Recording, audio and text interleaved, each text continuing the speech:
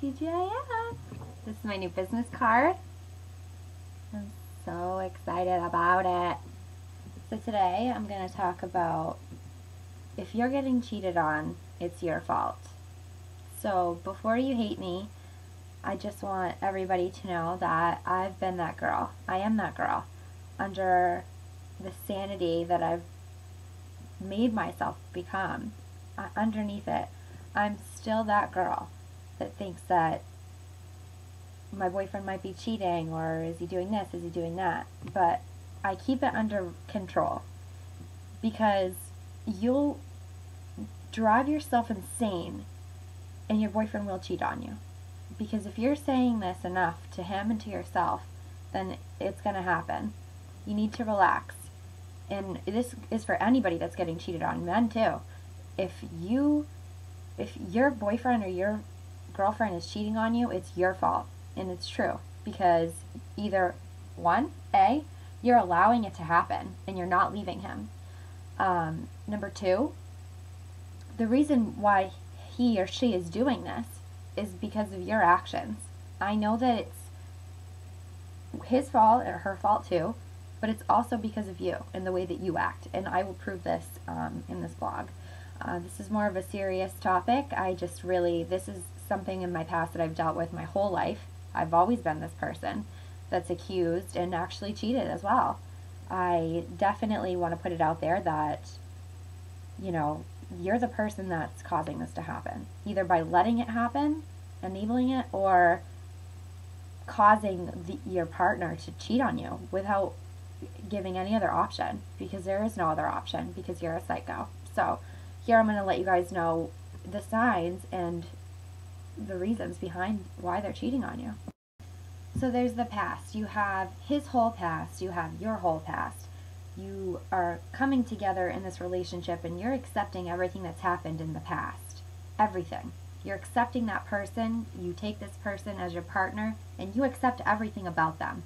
Past, present, and future. That, in a real relationship, you accept all of it. And you don't push for any changes in that person. And if you feel that you need to change the person, not characteristics like, going out every night or whatever, that changes when you're in a relationship. I'm talking real, genuine things about that person that you want to change. You picked the wrong person. Move on. You don't go into a relationship thinking you're going to change someone. So let me start off by saying this. You're getting cheated on. And you're a woman. Your boyfriend. If your boyfriend was dating Rihanna, would he be cheating on her? No, probably not. And I'm going to tell you why. She's independent. She's hot, obviously. He'd probably be scared to death of her. But for the most important reason there is, would Rihanna give a shit if your boyfriend cheated on her? Probably not. Because she has her own life. She knows who she is. She's a strong woman. She's independent. And she doesn't need him. And that's why it wouldn't affect her. And she's okay with it. And your boyfriend would not cheat on Rihanna. Second of all, what are you looking for? What is your goal? In looking through his phone, looking through his emails, looking through anything that you can find, what are you looking for? Do you want to break up with him? Because when you find it, are you going to break up with him, or are you going to play the victim and say, you cheated on me, I knew it, I found out, I knew it? You're going to, number one, hurt yourself. You're giving yourself a heartbreak. You're looking to kill yourself, basically. Not physically, but emotionally. You're looking to kill yourself emotionally looking for these things. Why are you doing this? What are you looking for that is going to solve the world, the problems of the world? If you find that proof, what is that going to do for your life? It's going to make you miserable. You're either going to break up with him, you're not, or you're just going to move on with the relationship and it's going to be turmoil and it's going to be awful. Listen, there's a little thing I like to call karma. Karma does come back around. I'm a full believer in karma. The stars, God, whoever you believe in, all of your actions have consequences and rewards. If you're getting cheated on or you're cheating on somebody constantly and you're letting it all happen, it's going to come to a head. You're not going to stay in this relationship for the rest of your life, and God bless you if you do. But stop looking for things. Just relax. Stop looking around for things, because you're going to get nothing out of it, because you're not going to leave him. Because your type of personality that's looking for something will stay in a relationship for 6 years while you're getting cheated on. This brings me to my next topic. Carrying over feelings of hatred and jealousy from another relationship into your new one. For example, my old relationship was tumultuous. It was terrible. I loved him, he loved me, but we just cheated on each other from the get-go for 6 years straight. It was not good. We loved each other, but we just couldn't get it together. We couldn't stop cheating. We couldn't stop lying. It was just not, it was not healthy. I moved on. Prince Charming, literally, fell out of the sky. Literally, I had moved out from my old relationship. I moved out. I went on a vacation. I came back, and that day, a week later, I found my soulmate and the person I'm going to spend the rest of my life with, hopefully. But that just is the world giving you what you need. How you're going to ruin it is being a total psycho and projecting everything from the old relationship onto this new person. And that doesn't come out for a while, probably 5 months, 4 months. And it will all slowly come out, which it did. But then you need to just realize that this person is not the old person that you used to date. And it's not fair to this person. And if you're not ready, don't be with this new person. Even if he is Prince Charming, if you're not ready, you're going to ruin it. You're going to lose Prince Charming. So just let him go. Let him go. Because you're not ready for a relationship. Let the old stuff go and find out who you want to be, where you want to be in life. Get your career going. Because this all goes probably for 20-somethings that don't know what the hell they're doing. Which is the same for me. I didn't know what I was doing. I still don't know what I'm doing. But have a plan. Start a future. Go to school. Get a life. Get a life is what this whole thing is about. Get your own life. Get your own goals. Be excited about you and what you do during the day. If you are in your house constantly thinking, where is he? What is he doing? Oh, he's with this girl. He's talking to this girl. What are you doing with your life? You just look forward to when your boyfriend comes home all day? That's what you look forward to? It's a sad life when you live that life. And I used to. You know, that's how I used to live my life. But I stopped doing that. Because it's not healthy, and you're not building yourself as a person at all, and you're breaking down the other person. Because I know if I have somebody waiting home for me, which I did in my old relationship when I was out or whatever, I didn't want to come home. I'd stay out as late as I possibly could and did whatever I wanted to. I dreaded coming home, and then when I finally was, I just wanted to leave. It wasn't fun being accused all the time. And I did it to him too. It just wasn't a good relationship, and it wasn't fun. I didn't want to be there, and I wanted to cheat on him. Because he accused me of it. It's like, well, you might as well. So, stop. If you spend your time thinking constantly about old things and making up things in your head and just making things what they are, making what things are into something that they're not, you're living in a fantasy world. You need to just step out of it, come back when you're ready to come back. Step out of it and think, what are you really doing? Every day when you come home, what were you doing? Where were you? Who were you with? Who was there? Oh, she was there. Oh, that's nice. You know what? I'm sorry to say this, but what you don't know don't hurt you. It doesn't. So, I mean, I am a firm believer in I've changed my life, and I'm a very different person than I was a year ago. I completely changed. I don't know what happened. It just did. It was weird. I just did it. And I feel like it was ages ago, and I just don't understand how I lived the way that I did for so long. But I would literally just say, where were you? What were you doing? You were with her. Even these girls that didn't even, there's nothing to worry about. I made it a problem. Every single girl. I know in my heart that he doesn't cheat on me, but for some reason in my head, I was just so messed up from previous happenings that I forced myself and tricked myself into believing that these things were really happening to me, and that he was being sneaky, which he did. He was sneaky because I made him feel like he was being sneaky, so he would try to be sneaky, like just because, you know, if you back someone into a corner, they're gonna freak out, and that's what you're doing to your boyfriend, and that's why he's cheating on you. I just don't think that girls should be in relationships. If you are like this, be single. And not because no dude can handle you, but no one really can handle you. It's because you need to find your own. You need to be your own person first. Really do. Break up with whoever you're with, be your own person, get a career, and be excited about your own life. And if you find a guy, it's so cliche and Sex and the City and whatever, but it's really true. Like, get your own life first, and then have a guy to come along with. This isn't How to Lose a Guy in 10 Days, and you're not going to end up with Matthew McConaughey on the back of a motorcycle on the Golden Gate Bridge. It's just not going to happen. This is real life. Get your own life first. Sorry. So this is a no-brainer, but it literally gets me through every single day. And not that I have to force myself to do this, but if you just make a habit and a pattern of constantly thinking of good things about your partner, the way that they look, the way that they smell, the nice things that they do for you, the way you felt in the beginning. I always picture the beginning and how awesome it was and how infatuated I was, and it was just true love. It was just, it is true love.